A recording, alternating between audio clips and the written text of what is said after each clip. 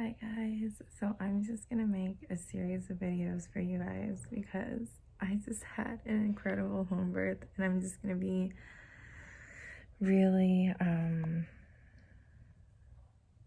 honest, raw, because I had two experiences. One was a hospital birth and one was the home birth, and the home birth was so much better in every way. And if you're considering doing a home birth, you're totally capable of it. Definitely give yourself that chance to plan it. I had some fears. I was like, what if there's a transfer? What if things go wrong? More often than not, my midwife was telling me too, they go beautifully. And your body does what it's made to do. And there's this like fear around birth because we don't really see what it's actually like. Instead, we see how it's portrayed in the media. But you deserve to give yourself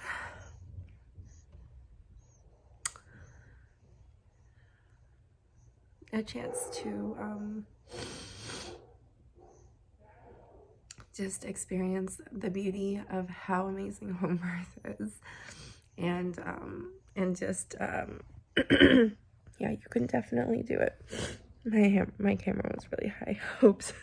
I was just like, you can definitely do it, and you'll be so empowered to see how your body actually works, and having the supportive midwives the whole way through instead of going to the OB. During COVID, my husband probably wouldn't have been able to go in the office. My toddler wouldn't have been able to go in there, but with our midwives, like, we were able to do the appointments together. My toddler was like playing with all of the like the little I think it's called a fetal scope, where they listen instead of with a I don't know what it's called, not a sonogram, but like an ultrasound maybe, or whatever, that the thing that takes the heartbeat. They use like a little thing that goes into your ear. It looks like a stethoscope, but it actually has like a little cone. So anyway, they were so kind, and they just let my toddler play with some of their things, like the ruler, and that they measure your belly with. And yeah, it's just the kind of support that they gave us, and me personally, just as a woman, I just was so transformed by it, and it was so healing.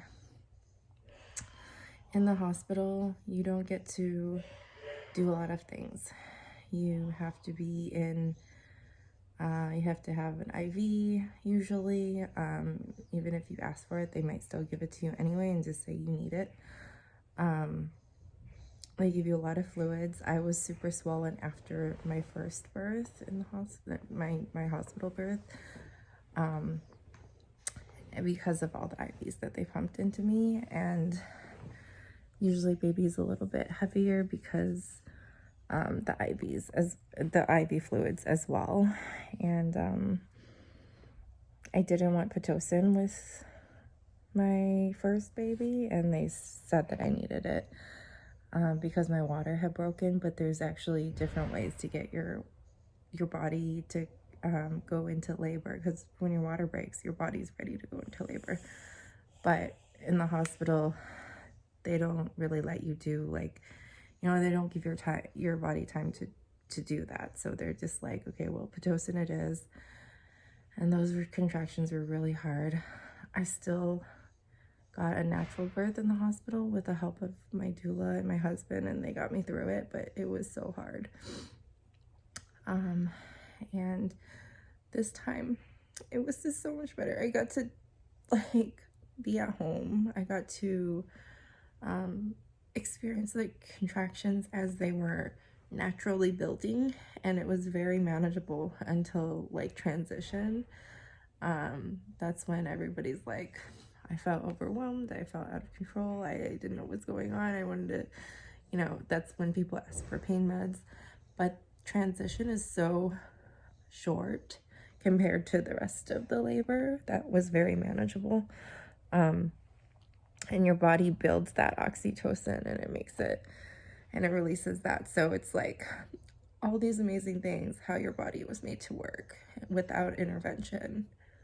You can give your body a chance to do all of that and set yourself up for success too. And it's like I felt like, wow, I trust in my body. I can trust my maternal instincts with breastfeeding, with, safe bed sharing, with like everything. And the hospital kind of like takes away that trust in yourself, and they just kind of, even I wanted to push on all fours and they wouldn't. They kept flipping me on my back, so I felt like a turtle, like, like I could only push in that one position, and that position is actually not a good position to push in at all. There's so many better positions where you can have gravity help you and get the baby down, and movements that you can do. And the doula will definitely help you. If you have a doula, the midwives will help you.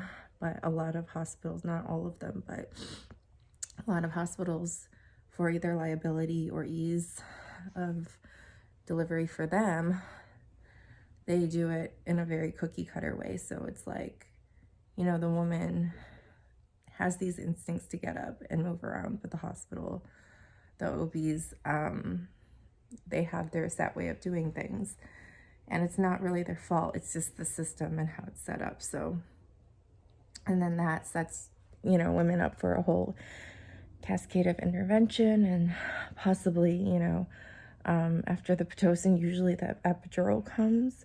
It's very hard if you don't have a doula or you haven't prepared yourself to get through those contractions. I was asking for pain meds too, but my doula and my husband both knew. They're like, you worked really hard for this. You can do it.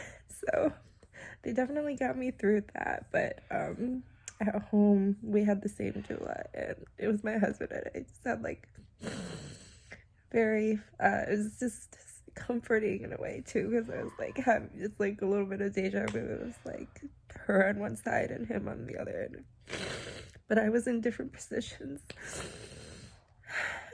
And we did some lunges, and I was like, how can I get the baby down more? How can I, I'm feeling pressure here. Is that okay? And then, like, is that right? Or, all these things. And then the doula's like, well, we could do lunges. We could do, different movements. And then I was like, okay, let's do lunges. And she did everything with me. And then I asked her about like, how do I relax into the contractions? Because I was tensing, and you want to open and relax like your pelvic floor, and you want to, kind of surrender to the process, even though it's hard. You want to surrender as much as possible. And I was asking her, and she was like, well, make these noises like, ooh, like really low noises. If you go like, then it's like you're tensing, it's very high. And so she did that with me while we were doing lunges, as I was contracting and holding on to her. So, I mean, the kind of support that they give you is just incredible. If you are thinking of a doula, definitely get one. If you're thinking of midwifery care, definitely look into it. You deserve an amazing experience of birth. And the only thing that threw me off was transition, but I knew that was coming, and I think every woman knows that that's coming. But that was, again, very tolerable because it was so short, and it felt like as soon as I got there, it was probably longer, but in my mind it felt like it was like 10 minutes, maybe 20 minutes, and then it was time to push. So yeah, and the baby came out with 2 pushes in the hospital. It was 3 hours for me, and they had to use the vacuum assist because I was exhausted. They tell you not to eat, but the midwives are like, as soon as you go into labor, eat protein, keep eating throughout the day, take care of yourself, give yourself energy.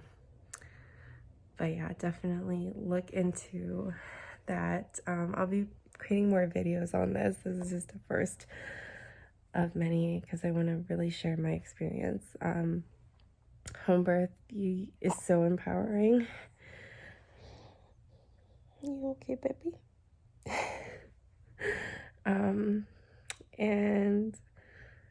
And then they tuck you in to bed, whereas in the hospital they wake you up like 100 times